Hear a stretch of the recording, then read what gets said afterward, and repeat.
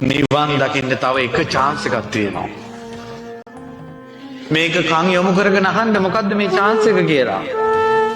පින්වතුනි බුදුරජාණන් වහන්සේ පිරිනිවන් පෑවට පස්සේ පරම්පරාවෙන් ඒ අරහත් පරපුර ඉවර වෙලා මේ ලෝකයේ සත්වයා ධාතුන් වහන්සේලාට වඳින අවසාන දවසක් නැති වුණාට පස්සේ එන ධාතුන් වහන්සේ නමකට වඳින අවසාන මිනිසයාත් මැරුණාට පස්සේ මේ සියලු ධාතුන් වහන්සේලා එක තැනකට එකතු වෙනවා රුවන්වැලි මහ සෑයට. ලංකාවේ තියෙන ධාතුන් වහන්සේලා ඔක්කොම රුවන්වැලි සෑයට එකතු වෙනවා. එකතු වෙලා ඒ ධාතුන් වහන්සේලා ඉරිදියෙන් වඩිනවා නාගදීපේ හරහා දඹදිව වජිරාසනයට. දඹදිවට වඩින්නේ ලංකාවට නෙමෙයි. පව් කරව ගන්න එපා දන්න අයට කියන්න මේ හතර මහා පායයි කියලා. දඹදිවටයි වඩින්නේ ධාතුන් වහන්සේලා. වැඩලා ඒ ධාතුන් වහන්සේලා බුදු සිරුරේ තිබ්බ තැනම පිහිටනවා. ලලාට ධාතුන් වහන්සේ ඒ ධාතුන් වහන්සේලා ඒ තැන්වල පිහිටලා බුදු සිරුර මැවෙනවා.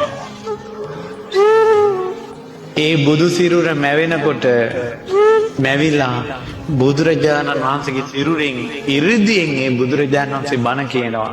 ඒ ධර්මයේ දේශනා කරනකොට මේ ලෝකේ මාර බලයේ අතුරුදහන් වෙන ඒ මොහොතේ. එතකොට ඔය සිද්ධිය සියලු දෙවිවරු දකිනවා. බෝමාට දෙවියන් දකිනවා මිනිසුන් දකින්නේ නැහැ. ඇයි දඹදිව වජිරාසනේ බුදුරජාණන් වහන්සේ බුදු වෙනකොට මිනිස්සු දැක්කද? කවුද දැක්කේ? දෙවිවරු දැක්කේ. මිනිස්සු දැක්කේ නැහැ. මිනිස්සු දකින්නේ නැහැ. ඒ ධාතු පරිනිර්වාණය දකින්නේ දෙවියෝ විතරයි. අන්න එදාට ගොඩාක් අය මඟපල් ලබනවා.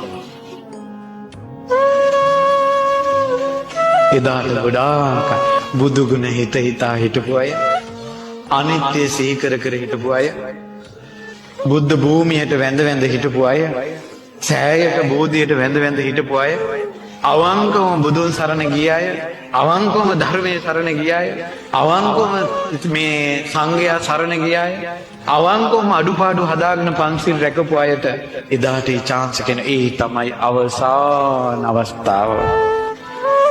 ඒක තියෙන්නේ දෙවිවරුන් විතරයි. ඒකයි දිව්‍ය ලෝකයකට පැනගනින්නලා කියන්නේ. මේක බොරුවක් නෙවෙයි.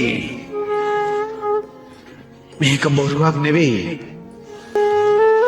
මේ ඊට පස්සේ මේ මහා පොළොව ගව් 7ක් වැඩෙන කල ආයේ මෛත්‍රී බුදුරජාණන් වහන්සේ පහළ වෙන්නේ නැහැ. මේ පොළොව ගව් 7ක් වැඩෙන්න ඕන.